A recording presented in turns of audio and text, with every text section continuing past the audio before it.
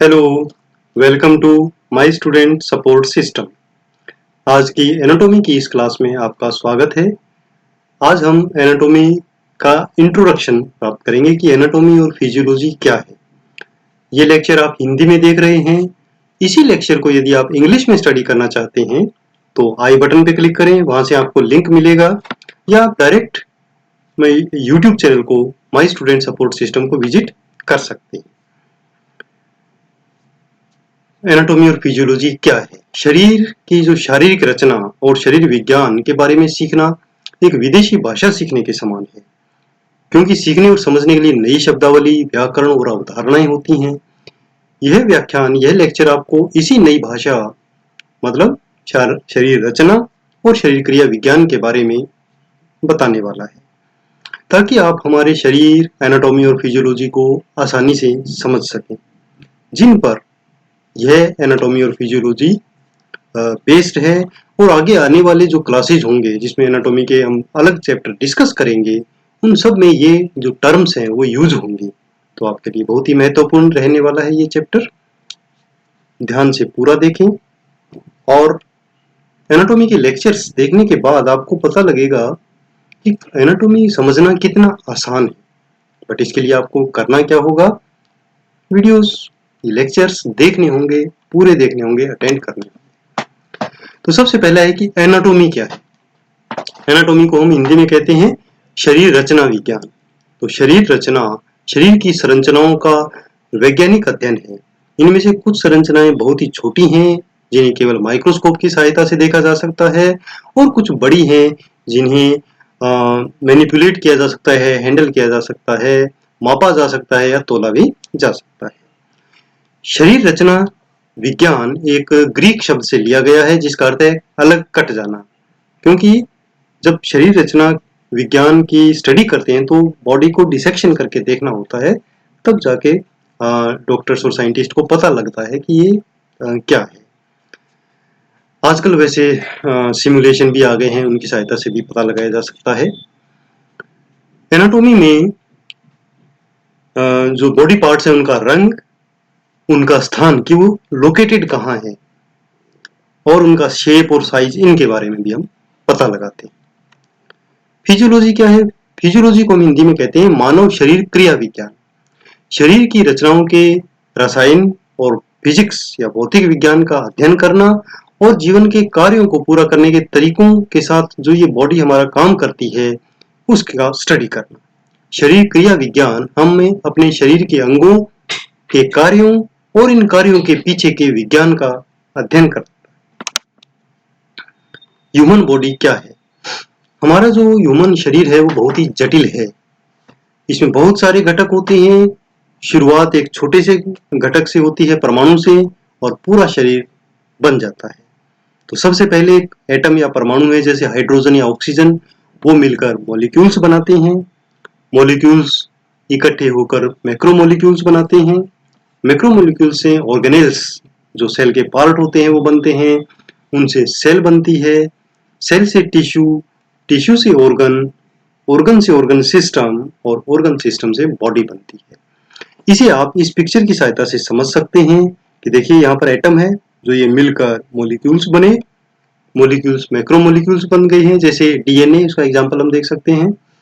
उनसे ऑर्गेनेल्स यानी सेल की जो अंदर के ऑर्गन्स है वो बनते हैं। फिर सेल बनती है, सेल से टिश्यू, टिश्यू से ऑर्गन्स, ऑर्गन से ऑर्गन सिस्टम, और ऑर्गन सिस्टम से पूरी बॉडी का निर्माण होता है। नेक्स्ट जो हमारी टर्म है वो है एनाटॉमिकल पोजीशन। एनाटॉमिकल पोजीशन क्या होती है?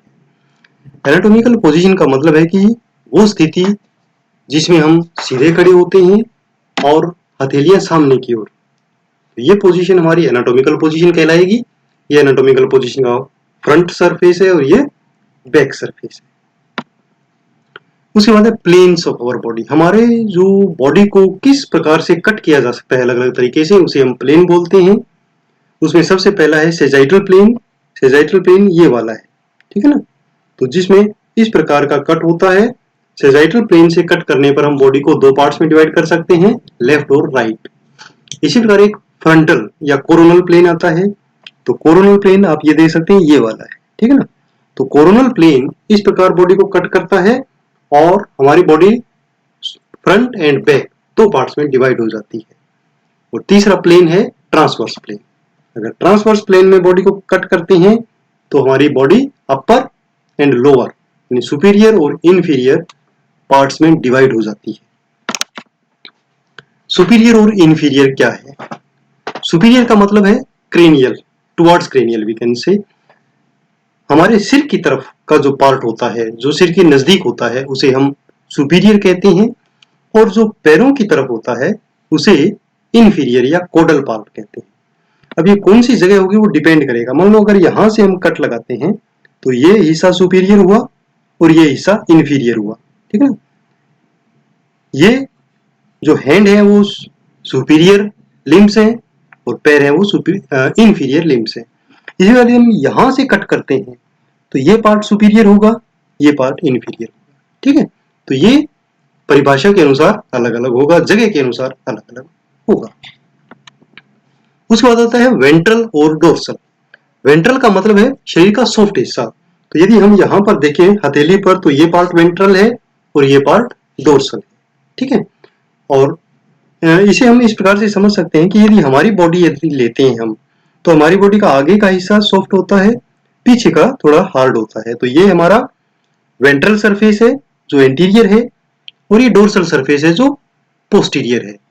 जबकि जानवर में जैसे मान लो डॉग है तो इसमें जो सुपीरियर पार्ट है वो डोर्सल हो जाएगा क्योंकि ये हार्ड है और ये वेंट्रल जो इनफीरियर है वो वेंट्रल हो जाएगा। तो वो पोजीशन पे डिपेंड करेगा कि कौन सा पार्ट सॉफ्ट है और कौन सा हार्ड है। प्रोक्सिमल और डिस्टल। प्रोक्सिमल वो हिस्सा होगा जो हमारे शरीर के मेन बॉडी पार्ट के नजदीक है और जो उससे दूर है वो डिस्टल होगा। यहां पर आप देख सकते हैं हाथ पर कि ये हिस्सा डिस्टल हुआ, ये हिस्सा प्रोक्सिमल हुआ। इस पूरे हैंड में देखें यहां से तो ये हिस्सा प्रोक्सिमल हुआ, ये डिस्टल हुआ। पैर में देखें तो ये डिस्टल है, ये प्रोक्सिमल है, ठीक है। तो इन वर्ड्स का जो यूज है वो आप आगे के लेक्चर्स में देखने वाले हैं, सुनने वाले हैं। तो आप याद रखें कि प्रोक्सिमल का मतलब क्या है, डिस्टल का मतलब क्या है। उसके बाद आता है मीडियल और लेटरल।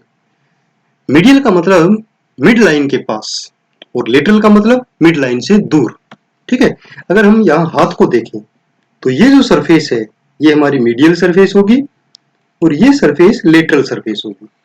इसी प्रकार यदि इस अंगूठे को देखें तो अंगूठे का ये सरफेस मीडियल होगा और ये लेटरल होगा, ठीक है। तो मीडियल और सरफेस डिपेंड करता है कि मिड लाइन की तरफ है या मिड लाइन से दूर है।